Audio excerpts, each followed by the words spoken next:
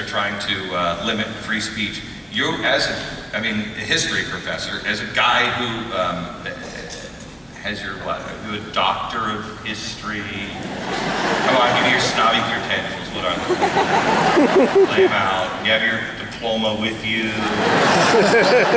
So insecure. So you know, one of his best friends is Dr. Keith Abloh, you know, the psychiatrist, and he kind of follows him around going, "It's okay, Glenn."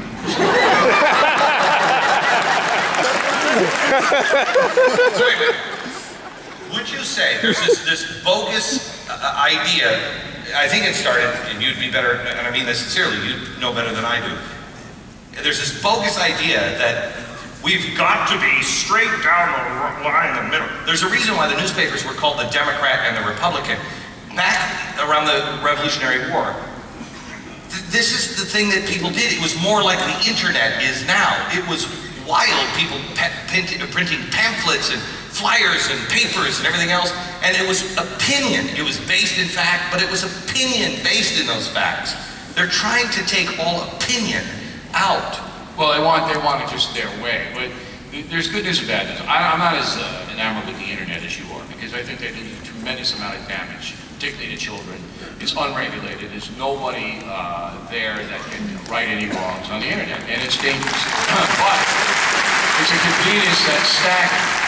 But there has to be somewhere that you can get information that's true information, and that's why we're so pleased to see the Fox News Channel get the 49%. We trust you. Have the country wise up. There has to be some place to go to find out, for you to find out what is actually true, factually true. And then you can listen to Becker, you can listen to me to find out what we think about it, what our opinion is, and then you're free to agree or disagree. Now, I want to wrap this thing up by telling you that there's one thing that Beck and I have in common that I believe has made us very successful, both in television and radio and in books, that we come at it from a totally different point of view. I'm a New York kid, born in Manhattan, actually close to Harlem. He is a Washington Stater, a latte drinking, you know, Tree hugging, wandering in the forest kind of guy. All right? Mainly because I was lost. If you look at the map, this is about as far away as you can get, all right, culturally speaking. But what unites Beck and O'Reilly, and why the Bold Fresh Tour is selling out all over the country, is that we both have come to the conclusion that if you are going to succeed, you have to do it. You have to do it.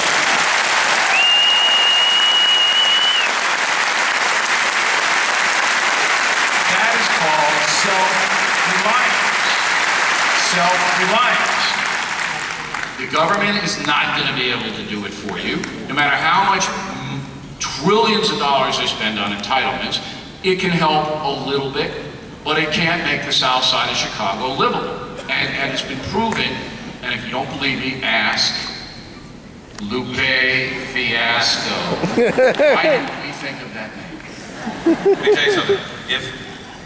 If a guy from Mount Vernon, Washington, who's a self-educated guy, who in 2000 started doing talk radio, September 11th happened, they syndicated me, I realized I don't know enough. I don't know enough about history or anything else.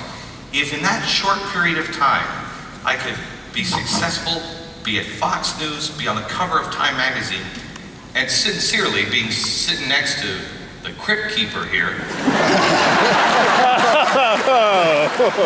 anybody can succeed. Yeah, that was terrible. Anybody.